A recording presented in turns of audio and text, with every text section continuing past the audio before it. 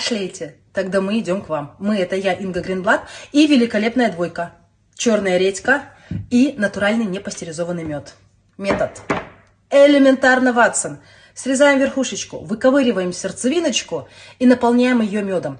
Для того, чтобы максимально выжать все возможные соки из нашей замечательной черной редьки, мы можем положить ее хвостиком вниз в воду.